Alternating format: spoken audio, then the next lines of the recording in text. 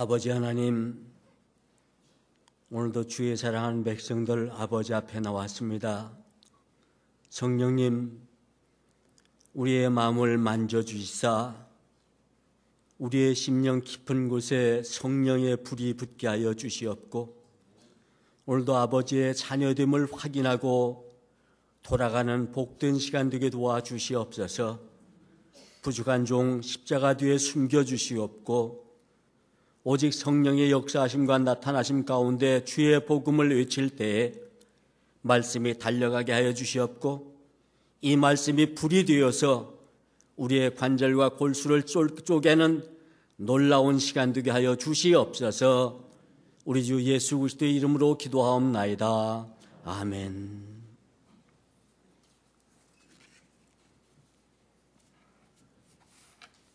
찬양이 어찌만 그렇게 좋아요? 이스라엘 하나님 여호와는 찬양 가운데 거하시는 하나님입니다. 찬양이 좋으면 은혜를 받습니다. 더욱 놀라운 것은 헌금을 한 후에 헌금송을 하는데, 저는 우리 대신교회 교인들이 아니고 프로들이 완 줄 알았어요. 그 주보를 한참 보니까 제자교육 1기 2기생이라고 하는데 어찌만 그렇게 잘해요. 감격하면서 찬양을 듣다가 여러분 계신 곳을 제가 봤는데 제가 보다 깜짝 놀랐어요. 제 애미 목사님이신 우리 김문희 목사님이 저기 앉아 계신 것이에요. 애미 목사는 저기 앉아서 예배를 드리고, 새끼 목사는 이곳에서 복음을 증거한다는 생각을 하니까 갑자기 가슴에서 울컥 몰려오는 감정을 어찌할 수가 없습니다. 제가 이 자리에 한 10년 만에 처음 선 거로 기억되고 있는데요. 여러분들 새해는 복 많이 받으시기를 바랍니다. 그런데 성경이 말씀하시는 복이라고 하는 것은 뭘까요? 성경이 말씀하시는 복이라는 것이 환경적일까요? 아니면 존재론적일까요? 우리가 잘 아는 대로 아담은 환경이 참 좋은 가운데서 살아온 사람입니다. 낙원에서 살았어요. 에덴 동산, 강물이 동서남북으로 흘렀죠. 수목이 우거지고 희절을 따라서 꽃이 피고 열매를 맺었다고 했어요. 온갖 새들이 다 날라와서 아침 저녁 때를 가리지 않고 얼마나 즐거운 노래를 불렀는지, 정말 꿈에서나 그려볼 수 있는 삶의 모습이 에덴 동산의 삶이 아니었던가요? 그럼에도 불구하고 이 사람은 사람이 복되지 않았어. 패러다이스가. 여러분, 패러다이스가 어떻게 됐다고 했어요? 로스트, 신라관이 되고 말았습니다. 우리는 이러고도 환경 탓하고 여건 탓하고 살아가겠습니까? 이와는 정반대로 요셉이라는 사람을 우리는 너무나 잘 알고 있죠. 너무나 불행한 가정에서 태어났어요. 형들로부터 미움받았죠. 시기받았죠. 이제 애굽으로까지 팔려가게 합니다. 종이 된 것만 해도 억울하고 분한데, 이제는 올바르게 살한 것이 죄가 되어서 감옥으로까지 내려갑니다. 요셉의 환경이 복되었던가요? 환경은 불행했습니다마는 조금 전에 우리가 교독한 시편 1편의 말씀대로 복 있는 사람은 요셉은 복이 있었던 사람이었기 때문에 그의 불행한 환경은 복된 환경이 되었습니다. 요셉은 복 있는 사람이었기 때문에 종으로 팔려간 그 나라에 가서 14년 만에 총리 대신이 되어서 그 나라를 구하고 그의 가정을 구했습니다. 여러분, 이러고도 우리가 팔자 한탄하고 살아야 될까요? 우리는 이러고도 환경을 탓하고 살아야 될까 하는 생각을 합니다. 우리는 어느 쪽에 있습니까? 우리는 요셉을 택하겠습니까? 아담을 택하겠습니까? 2013년도에 대신교회는 어느 길을 택하시를 원하십니까? 바울 사도가요, 그 문제투성인 고린도 교회에 장문의 편지를 2번이나 썼죠. 고린도전서 써보낸 후에 그래도 마음의 불안해서 고린도 후서를 썼습니다.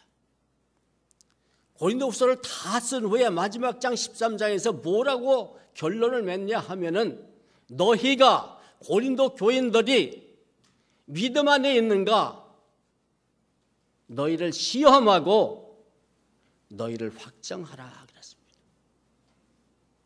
오늘 예배드리는 우리 대신교회들은 우리가 믿음 안에 살고 있는가, 우리가 성령의 역사 안에 살고 있는가, 우리가 말씀 안에서 살고 있는가, 이것을 시험하고 확증할 수 있는 시간이 되기를 바랍니다. 누가복음 15장에는요 어떤 목자의 얘기가 있고 어떤 여인의 얘기가 있고 어떤 아버지의 얘기가 있고, 그리고 그 다음에 기록된 것이 오늘 우리에게 주신 본문 말씀입니다. 여러분, 사실 이 목자의 얘기도 어떤 여인의 이야기도 어떤 아버지의 이야기도 기록된 목적은 오늘 우리에게 주신 이 맏아들 이야기를 하기 위해서 기록된 말씀인데, 우리는 이 맏아들 비유에 대해서 관심을 쏟지 않습니다. 맏아들은 우리에게 어떠한 메시지를 주기 위해서 기록되어 있는가? 우리는 성경을 정신없이 읽어 내려가다가 탕자가 돌아왔다 하면은 이것이 누가복음 15장의 결론인 줄 알고 핵심인 줄 알고 나머지 부분은 관심 없이 읽어버리고 말아요. 오늘 본문 25절에 보니까 맏아들은 밭에 나가서 일하다가 집 근처에 왔어요. 그때 풍악이 울리고 즐거 뛰어놀면서 잔치하는 소리를 듣고 나서는 자기의 집에서 부리고 있는 종 하나를 불러서 우리 집에 무슨 일이 있느냐, 당신의 동생이 마침내 돌아와서 당신의 아버지가 너무 기뻐 살찐 송아지를 잡아서 잔치를 하고 있는 중입니다. 이것이 종의 답변이죠. 이 종의 대답에 대한 맏아들의 반응과 이 맏아들의 반응에 대한 아버지의 모습을 한번 28절에서 보세요. 그가 노하여, 즉 맏아들이 노하여 집에 들어가기를 거부하고 있습니다. 안 들어가겠습니다. 이때 아버지가 나와서 그러지 말자고 들어가자고 하죠. 이 맏아들이 왜 심술을 부렸을까요? 이 맏아들이 왜 아버지에게 항변했을까요? 내가 열해 아버지를 섬겨 명을 어김이 없거늘 아버지 나에게 어떻게 했습니까? 염소새끼 한 마리도 잡아주셨습니까? 자기가 아버지의 명을 어긴 적이 없다고 항변하고 있어요. 정말 명을 어긴 적이 없을까요? 여러분, 이 아들 겉으로 볼 때는 상당히 괜찮은 아들입니다. 속 썩인 일 없지요. 가정 돌보지 않은 일 없지요. 가출한 적 없지요. 없을 뿐만 아니라 하루 종일 진종일 밭에 나가서 가정을 위해서 일하는 그런 아들이었습니다. 그런데 저는요, 오늘 이 아들에게 묻고픈 질문이 하나 있어요. 당신이 정말로 아버지의 명을 어긴 적이 없습니까? 무슨 명일까요? 밭에 나가서 일하라는 명일까요?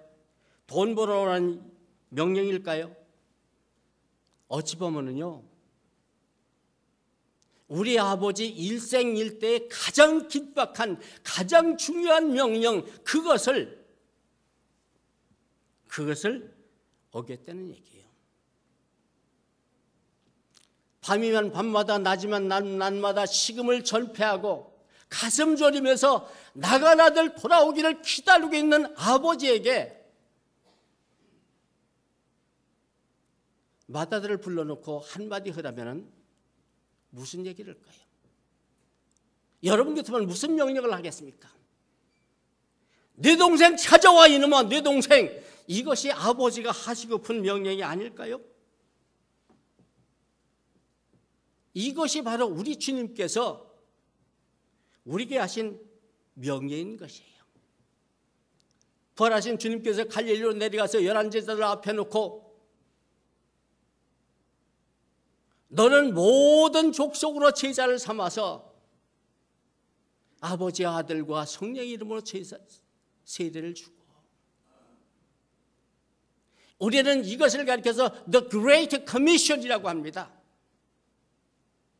이 말씀을 곧 잃어버린 내 자식, 내 동생 찾아오라는 명령이 아니었던가요? 여러분, 창세기 1장서부터 요한계시록 마지막 장까지를 가서 읽어보면 다른 얘기 하나도 없어요. 잃어버린 너희 자식, 너희 동생 찾아오라. 놀이터에서요, 사랑하는 아들을 잠시 잠깐 잃어버리고 애타해 보셨던 어머니 아버지들이 계시다면 오늘 이 아버지의 이 심정을 쉽게 이해하실 수가 있으시겠죠? 오늘 본문에 나오는 이 맏아들은 왜 동생을 안 찾아 나셨을까요? 왜 예수님께서는 오늘 맏아들 이야기를 하셨을까요? 맏아들 이야기를 하지 않고는 안 되었던 사정, 맏아들 이야기를 하지 않고는 그냥 넘어갈 수 없었던 사정, 그것이 무엇이었을까요? 우리는 그것을 알기 위해서 누가복음 15장 1절부터 읽어야 돼요. 1절, 2절, 3절을 놓치는 한 누가복음 전체는 아무것도 모르는 거예요. 누가복음 15장 1절, 2절, 3절을 이해하지 못하고 파악하지 못하고 의미를 깨닫지 못하는 한 예수님께서 말씀하신 누가복음의 이 얘기는 우리가 알 수가 없습니다. 모든 세리와 죄인들이 말씀을 들어 가까이 나오니 바리새인과 서기관들이 수군거려 이르되 이 사람이 나사렛 예수가 죄인을 영접하고 음식을 같이 먹는다 하더라. 예수께서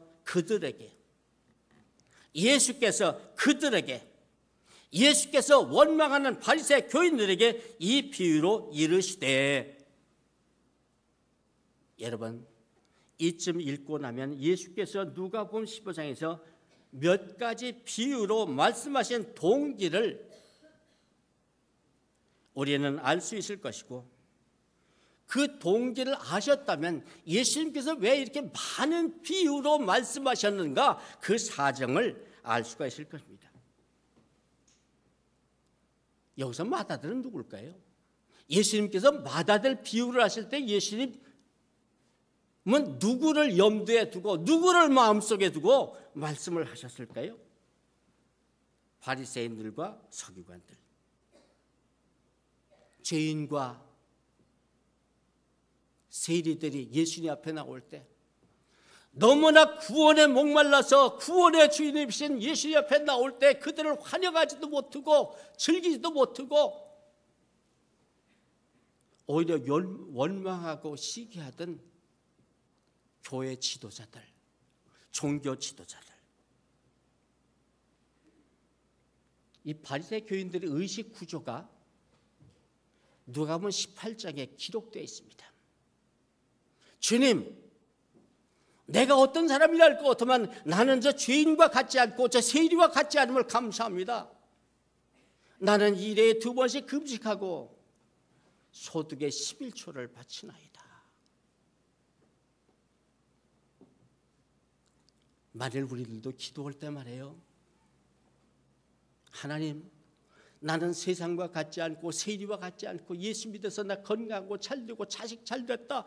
우리의 기도의 수준이 이 정도에 머무른다면 예수님께서 그토록 흥분하셨고 그래서 질타하시고 책망하셨던 저 바리새인들과 우리들이 조금 더 차이가 없다는 이 사실 앞에서 여러분은 충격을 받으시길 바랍니다. 내가 죄인과 같지 않고 내가 세리와 같지 않고 같지 않다는 얘기를 한 번도 아니고 2번씩 강조하고 있어요. 나는 저 사람들과 같지 않고 나는 이 사람들과 같지 않고. 여러분, 같지 않다면은 같지 않은 저들을 위해서, 나만 못한 저들을 위해서 나는 무엇을 해야 될 것이냐? 그 의무는 생각지 않아요. 지난 1976년 미국 대선에서 현직 대통령이었던 제랄드 포드에 맞서서 출마했던 민주당의 지미 카터라는 사람이 있었습니다. 그분 주중에 워싱턴 DC에서 열심히 선거운동을 했습니다. 근데 주말만 되면은요, 보따리 다 싸갖고 자기 고향인 조지아의 플레인즈에 가서 그 조그만 침례교 자기 클래스의 학생들 16명 그들에게 복음을 증거합니다. 여러분, 대통령 선거보다 더 중요한 것이 복음을 전하는 것이고 대통령이 되는 것보다 더 중요한 것이 죽어가는 영혼을 살리는 길이에요.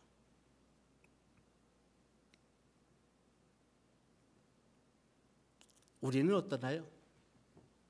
우리의 삶의 모습은 어떠냐고요? 고린도후서 4장 12절을 보니까 그러므로 사망은 우리 안에서 역사하고, 사망이라고 하는 것은 복음을 증거하는 나에게 역사하고 생명은 복음을 듣는 너희 안에서 역사하느니라.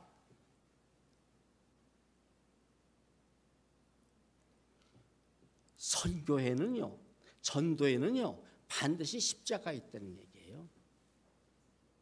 내가 복음을 전할 때 누명도 쓰고 억울한 일도 당하고 고난도 당하고 가난하기도 하고, 그러나 나의 가난함을 통해서 이렇게 고통을 통해서 복음을 듣는 너에게는 생명이 역사하니라. 저는 고린도 후서 4장 12절 이 말씀이 오늘 우리를 깨는 말씀이 되기를 바랍니다.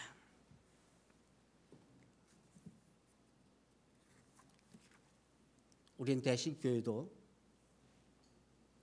잃어버린 자를 찾아서 해배하는 교회가 됐으면 좋겠어요. 우리 교회가 오늘 있기 위해서, 여러분, 대한민국에서 우리 대신교회의 위상을 한번 생각을 해봤어요. 역사가 60년 되고 등록교인이 1000명이 되고 이런 교회 몇이나 될까요? 이런 교회가 되기 위해서 우리 믿음의 선조들은 많이 수고했습니다. 많이 피땀 흘리고 많이 애쓰고 남들 잘 때 하나님 앞에 나서 무릎 꿇고 기도해서 오늘의 우리 대신교회가 됐습니다. 저는 우리 교회의 창립 기념주일이 9월 달로 알고 있는데요, 창립 기념주일 날 저녁 예배는요, 이분들을 기념하면서 드리는 예배를 한번 가졌으면 좋겠다고 생각을 해요. 뿐만 아니고 거리적으로, 마음적으로, 가정의 사정으로 잠시 잠깐 우리 교회를 떠난 이 믿음의 조상들의 후손이 있다면 그들 다 불러놓고 그들이 한번 예배를 드렸으면, 사회도 믿음의 조상인 후손들이 사회를 보고 성경도 그들이 봉독하고 기도도 그들이 하고 찬양도 그들이 하고 설교도 그들이 하고 축도만 담임 목사님께 해달라면 되잖아요. 그리고 예배를 다 드린 후에 이스라엘의 전통에 보면은요, 너와 내가 30년 동안 만나서도 친구가 아니에요. 그건 내가 나와 오늘 만났지만서도 오늘 먹으면은 친구입니다. 그래서 교회는 친교가 있는 것이에요. 이들이 예배를 다 드리고 친교를 하는데요, 뭐 밥하고 국 끓이면은 그거의 정신은 다 팔리잖아요. 그리고 언제 설거지해요? 그러지 말고, 여선교회 부탁하지 말고 우리가 떡집에 가서 떡을 한 2말 뽑아다가 그거 갖고 친교를 하는데, 정말 우리 믿음의 조상들이 남겨준 유산 그 정신 그대로 음식을 먹을 때 흘리지 말고, 먹다 남기지 말고, 먹을 만큼만 갖다가 다 먹고 정갈하게 먹고 페이퍼 플레이트, 개베지 백에 다 버리고 다 깨끗이 정돈하고 둥그렇게 모여 앉아서 손에 손잡고, 우리 아버지가 이 교회를 어떻게 사랑했느냐, 우리 아버지의 손때가 이 교회에 어디 묻어 있느냐 생각하면서 성령이 감동하시는 대로, 역사하시는 대로 손을 붙들고 한 사람이 기도하고 2사람이 기도하고 3사람이 기도하고, 그래서 성령께서 우리의 감정을 만져주시면 눈물을 흘리며 기도하고, 하나님, 이제는 내가 우리 아버지가 그렇게 사랑하더니 대신교회 사랑하겠습니다. 내가 멀리 가 있어도 대신교회를 향해서 기도하겠습니다. 여러분, 감정 가운데 가장 순수한 것이 웃는 감정이 아니에요. 웃는 건 얼마든지 쇼를 합니다. 우는 건 쇼가 안 돼요. 한번 울고 나면은 교회에 무슨 감정이 있겠어요? 다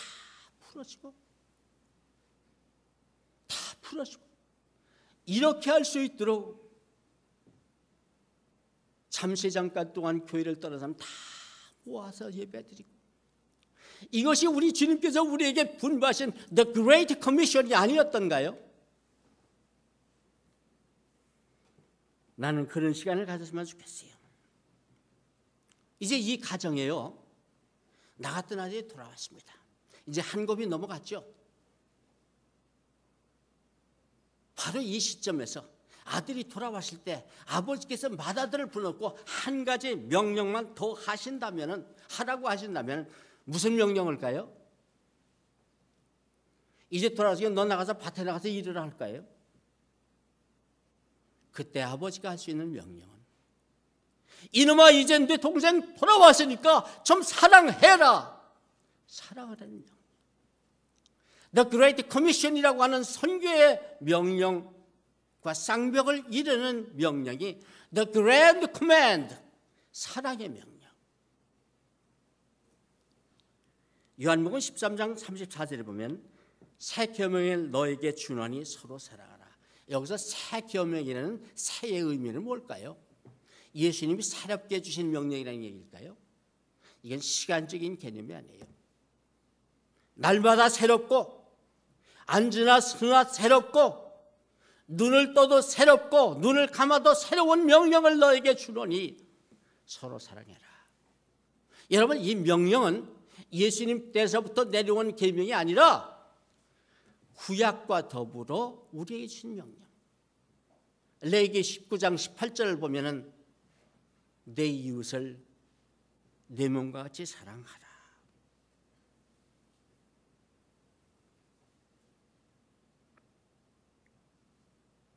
오늘 본문에요, 맏아들이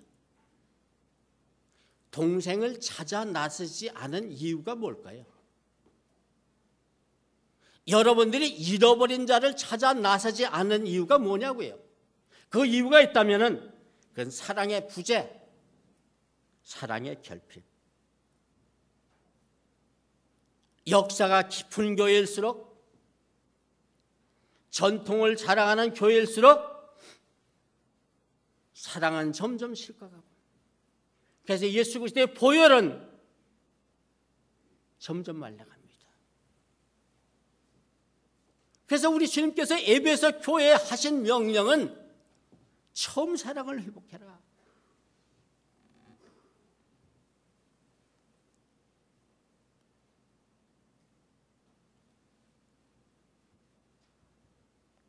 우리 대신교회도 처음 사랑을 회복하는 교회가 되기를 축원합니다. 나를 사랑하사 나를 위하여 자기를 버리신 예수 그리스도의 사랑, 죽을 수밖에 없는 나의 죄값을 대신 물기 위해서 고통당한 예수 그리스도의 사랑, 그것을 전하지 못하는 이유가 어디 있다고 생각합니까? 우리는 선교 좀 하려면 쉽게, 선교제를 하려면 너무나 쉽게 이 말에 대해서 응대를 해요. 뭐죠? 말 못해서. 목사님, 내가 말을 못해서 못합니다. 바울 사도는요, 고린도후서 11장 6절에 보니까 내가 비록 말에는 부족하나 그랬어요. 옛날 성경을 읽어보면 이걸 뭐라고 표현해? 그럼 내가 말에는 졸하나. 바울은 말에 졸하던 사람입니다. 그러다 보니 그가 주저앉아서 있었던 사람이 아니라 그는 로마가에 가서 거기서 복음을 전하다가 마지막에 순교했습니다. 출애굽기 4장 10절에 보니까 모세는 나는 원래 말을 잘하지 못한다 그랬어요. 이것을 옛날 성경을 보면 나는 입이 뻣뻣하다. 입이 뻣뻣해서 아무것도 못했나요? 모세는요, 30대, 40대, 70대가 아니라 인생 80에 하나님의 부르심을 받고 뻣뻣합니다만은 제가 한국을 떠나서 장장 30년 동안 여기 살았습니다. 한국말을 기회가 여기서 보다면 그만큼 적을 거 아닙니까? 그랬더니 저는 아직도 새파랗게 젊었는데요, 어떤 현상이 일어나냐면은 이 형용사와 부사를 못 쓰겠어요. 우리나라에 그 아름다운 형용사가 참 많은데요, 그 형용사가 갑자기 나오지가 않는 거예요. 하물며 모세라고 하는 사람은 인생 80까지 사람 하나도 만난 적 없잖아요. 눈만 뜨면 양을 보고 눈만 뜨면 양을 몰고. 그 사람은 입이 뻣뻣한 게 아니라 한국말 다 자기 말 다 잃어버렸을 거예요. 그래도 하나님의 교회를 위해서 하나님의 백성들을 40년 동안 치리하면서 홍해를 건너서 출애굽의 위대한 역사를 이루었다는 사실 앞에 우리가 무슨 얘기를 할 수가 있겠습니까?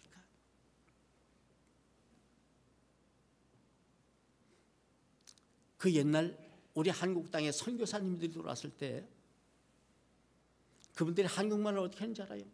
여러분, 하나님은 여러분을 사랑합니다.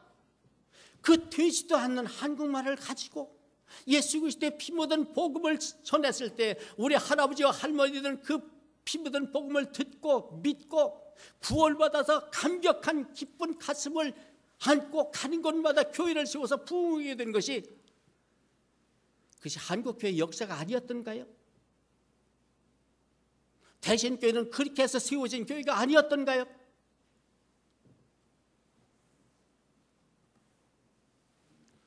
오늘을 살고 있는 우리들은 왜 이 예수 그리스도의 피 묻은 복음을 전하지 않고 마다들로만 남으려고 하시는지 모르겠어요. 제가 에머리에서 공부하고 있을 때요,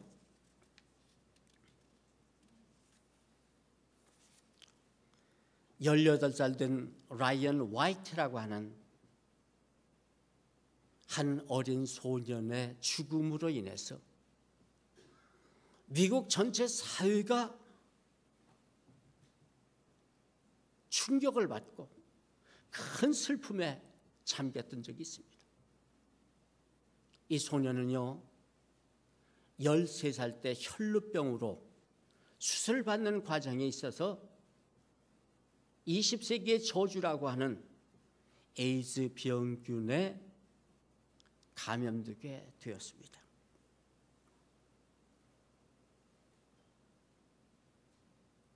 그때부터 죽기 전까지 5년 동안 그 고통 가운데서도 이 소년은 아주 밝고 맑고 명랑하게 하나님을 찬양하며 치유를 맡고 있었습니다. 이 사건이 매스 메디아를 통해서 미국 전체에 전파되게 되었을 때에 레이건 대통령이 비서관을 보내서 라이언 군에게 선물을 주며 위로해 주었습니다. 그 유명한 부동산 재벌이라고 하는 도널드 트럼프, 그 유명한 가수 마이클 잭슨, 이들이 몸소 찾아와서 선물을 주면서 위로해 주었습니다마는 그 많은 사람들의 간절한 소원에도 불구하고 라이언의 생명은 점점 꺼져가기 시작을 했어요. 이 안타까운 소식이 전해지자 5년 전에 라이언과 함께 공부하던 같은 학교 같은 클래스의 반 친구들이 찾아왔습니다. 찾아와서 보니까 너무나 기가 막힌 것이에요. 그 해맑은 모습은 다 사라지고요, 얼굴을 보니까 꼭 해골과 같고요, 손과 다리는요 말라서 막대기 같아요. 친구들이 뭐라고 할 수가 없어요. 그냥 울고 있었는데 울고 있다가 한 학생이 불쑥 나타나서는 소리가, 라이언아, 너같이 착하디 착한 사람이 아무 죄 없이 이런 병에 걸려서 고통을 당하는 거 보면 아마도 내가 섬기는 하나님은 안 계신 것이 아니겠느냐.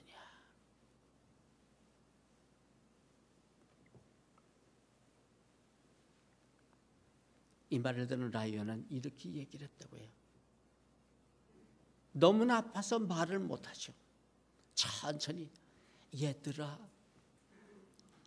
내가 당하고 있는 육신의 고통은 말로 다 할 수 없다. 그러나 내가 섬기는 하나님을 믿는 믿음으로 세상을 원망하지 않고 말씀을 묵상하며 우리 주님과 깊은 영적인 교제를 나누며 소망 가운데 살아가는 걸 보면은 하나님은 분명히 살아계신 분이 아니겠느냐. 친구들은 너무나 아파서 한참 울다가 아마 세상에서는 마지막이 될지도 모르는 작별 인사를 마치고 다 나가버리고 말았습니다.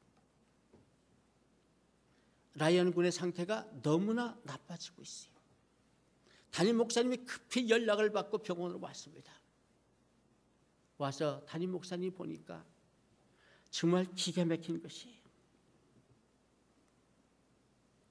목사님께서 라이언을 가만히 보고 있다가 라이언의 손을 꼭 붙들고, 라이언아, 우리가 섬기는 하나님은 이 병실에도 계시지. 우리가 섬기는 하나님은 너의 고통도, 너의 아픔도, 너의 저림도, 너의 짐도 함께 담당하고 계신 분이라는 걸 너 아느냐.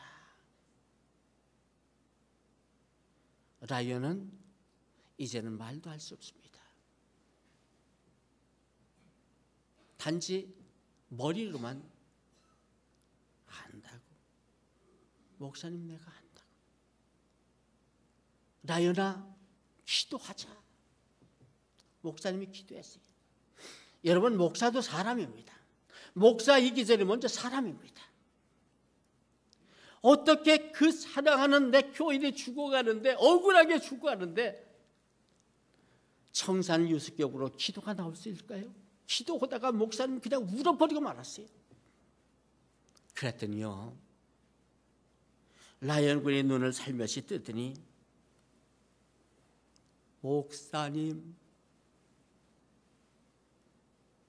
목사님도 언젠가 설교하셨지요. 세상에서는 너희가 환난을 당하나 담대하라. 내가 세상을 이기었노라고요. 목사님, 나는 정말 아프고 정말 어렵습니다만 내 주 예수 그리스도의 이름의 권세와 능력을 붙들고 나는 이 고통을 이기고 있습니다.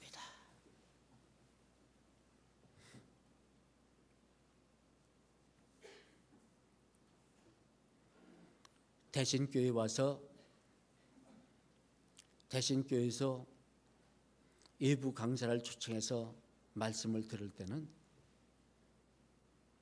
말씀을 증거하는 사람이 상당히 어렵겠어요. 반응이 없으니까 나 혼자 이야기하고 나 혼자 흥분을 내니까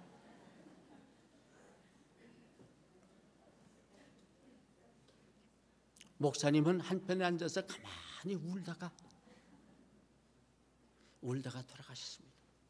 아버지가 보니까 라이언의 상태가 아주 급격하게 변하고 있어요. 1시간도 남아있는 것 같지가 않아요.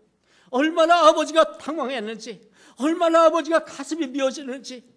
아버지가 아들을 덮쳤습니다. 손을 꼭 붙들고 하는 얘기가, 라이언아, 내 사랑하는 라이언아, 이 애비를 용서해다오. 나는 너를 위해 해줄 것이 하나도 없구나, 이 무능한 애비.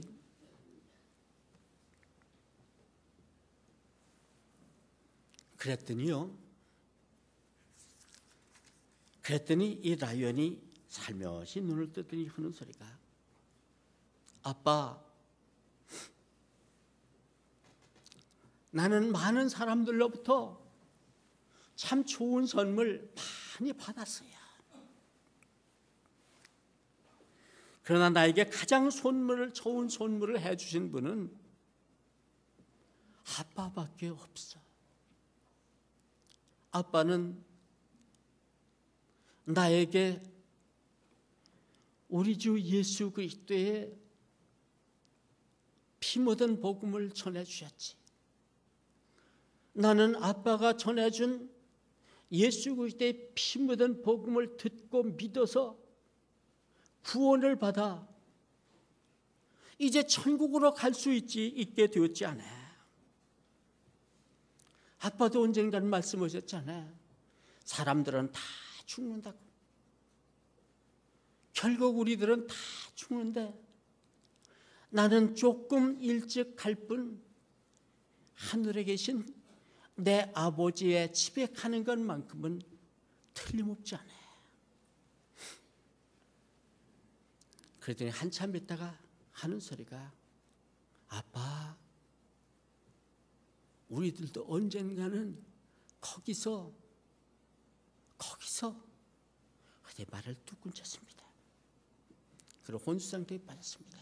그것이 라이언 군이 이 세상에서 우리에게 보여준 마지막 순간이었습니다. 여러분, 우리 하나님께서는 우리 주 예수 그리스도께서 우리의 죄를 대속하기 위해서 십자가에 돌아가셨기 때문에, 고난을 받으셨기 때문에, 그래서 우리를 사랑하시는 것이 아닙니다. 하나님이 우리를 사랑하신 것은 예수 그리스도 때문에 사랑하는 것이 아니라 우리를 너무나 사랑했기 때문에, 우리 없이는 못 살기 때문에, 그래서 우리를 구원하기 위해서 독생자를 십자가에 보내신 것입니다. 왜 이 사랑을 전하지 못하죠? 왜 이 사랑에 빠지지 못하죠?